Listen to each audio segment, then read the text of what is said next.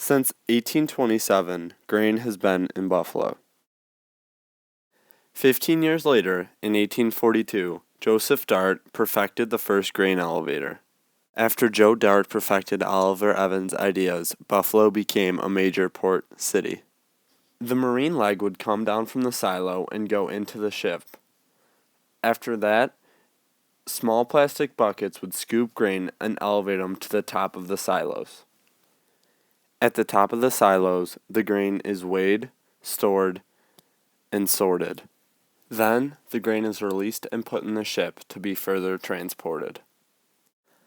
Most of the scoopers who worked at the grain elevators were Irish because of the massive immigration due to the potato famine, and most of the Irish lived right by the silos in the First Ward.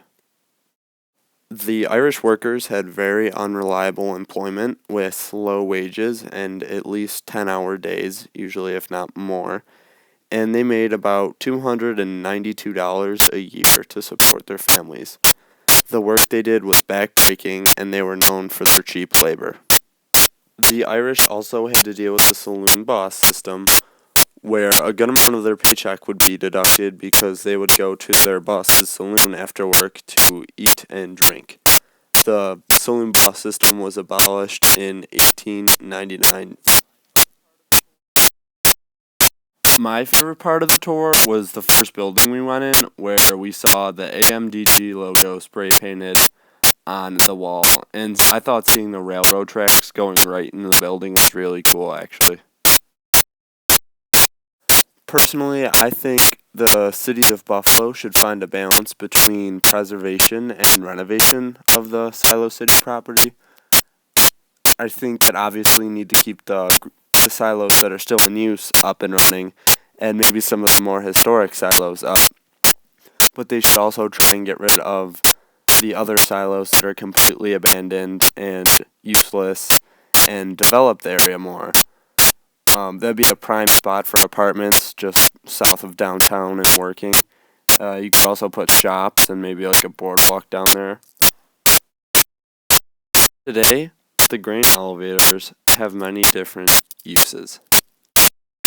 People like to tour the silos and learn about the history of them, just like we did. Today, people project things on the silos. The most popular would be movies, and they're trying to make it like a drive-in down there, which would be really cool.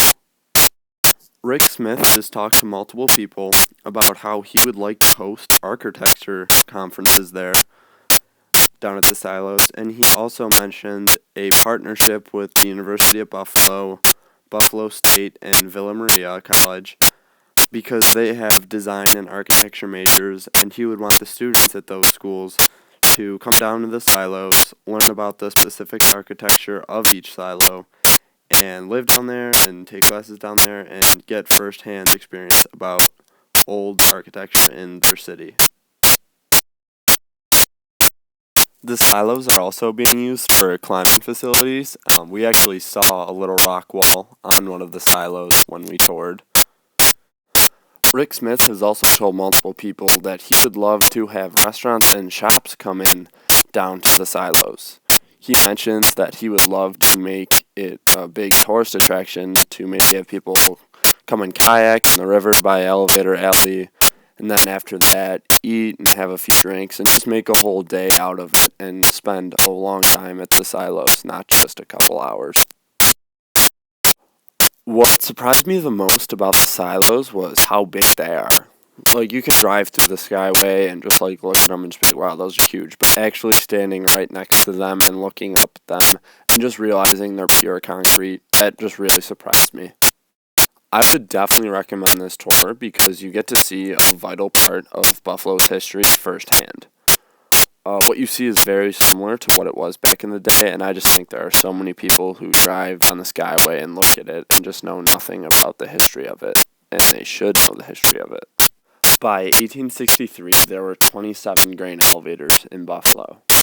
In 1897, the second generation of elevators was born, the Great Northern and electric elevators, which were made of steel and brick, and eventually the rest of the elevators were made from concrete just because they cannot be made of wood no more due to flammability of the grain. The decline of grain in Buffalo was because of three main reasons, one of which was the railroads, which were faster and you did not have to deal with water freezing. The other was the Welland Canal, which opened in 1932, where full-size grain boats fit in the canal, which bypassed Buffalo. And the third reason, and the final stab to the grain industry, was the St. Lawrence Seaway in 1959, which completely cut off Buffalo, and there was no need to load or unload grain in Buffalo, which was also known as transshipment.